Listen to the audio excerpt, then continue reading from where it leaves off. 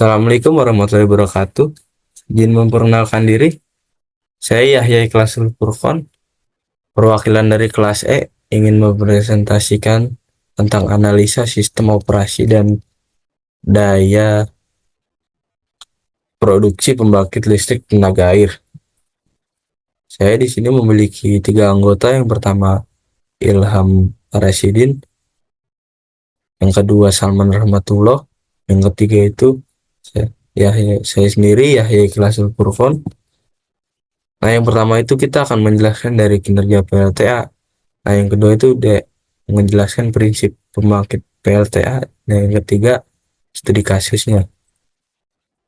Nah, di sini kita akan menjelaskan dari kinerja PLTA itu salah satu kebutuhan energi yang mungkin hampir tidak dapat dipisahkan dalam kehidupan manusia saat ini adalah kebutuhan akan energi listrik. Seperti diketahui, untuk memperoleh energi listrik melalui suatu proses yang panjang dan rumit, namun mengingat sifat energi listrik ini yang mudah disalurkan dan mudah diubah menjadi bentuk energi lain seperti energi cahaya, energi panas, energi kimia, energi mekanik, suara, gambar, dan lain sebagainya. Pemanfaatan energi listrik telah banyak digunakan untuk keperluan rumah tangga, komersial, pemerintahan, industri, dan lain sebagainya. Tenaga air memiliki sistem pertanahan yang terpasang dengan metode grid. Sistem pertanahan dengan metode grid adalah sistem-sistem pertanahan yang dilakukan dengan menanamkan batang-batang elektroda pertanahan dalam tanah pada kedalaman beberapa meter, yang sejajar dengan permukaan tanah, dan elektroda tersebut dihubungkan satu dengan lainnya sehingga membentuk beberapa jaringan. Sistem pertanahan adalah sistem penghantar yang menghubungkan sistem badan peralatan dan instalasi dengan bumi atau tanah sehingga dapat mengamankan manusia dari sengatan listrik, serta mengamankan komponen-komponen instalasi dari bahaya tegangan atau arus abnormal. Sistem pertanahan peralatan merupakan penghubungan bagian-bagian peralatan listrik pada keadaan normal, tidak dialiri arus listrik ke tanah. Nah, ini prinsip kerja PLTA. Prinsip pembangkit tenaga air adalah suatu bentuk perubahan tenaga dari tenaga air dengan ketinggian dan debit tertentu menjadi tenaga listrik dengan menggunakan turbin air dan generator.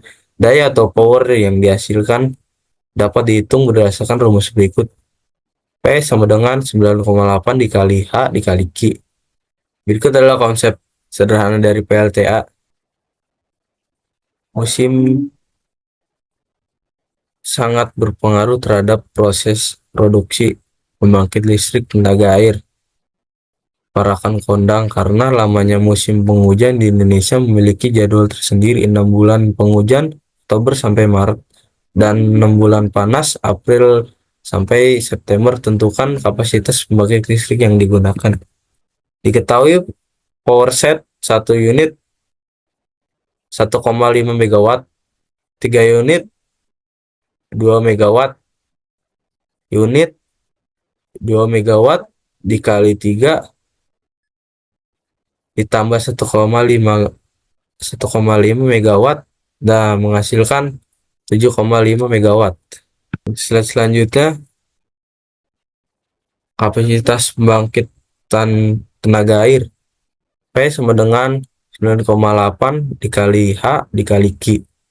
9,8 kilowatt dikali 56 meter dikali 6 meter kubik per second. Nah, menghasilkan 3292,8 kilowatt. Daya yang dihasilkan pembangkit listrik tenaga air para kondang secara teoritis adalah sebesar 3292,8 kilowatt atau 3,2928 megawatt. Kesimpulan dari presentasi ini adalah daya yang dihasilkan pembangkit listrik tenaga air para kondang secara teoritis adalah sebesar 3292,8 kilowatt atau 3,2928 megawatt. Terus program pemeliharaan sangat penting karena bertujuan untuk mempertahankan suatu peralatan listrik agar tetap bekerja dengan baik dan sesuai dengan fungsinya, sehingga dapat mencegah terjadinya gangguan yang dapat menyebabkan terjadinya kegagalan peralatan. Sekian dari kelompok kami.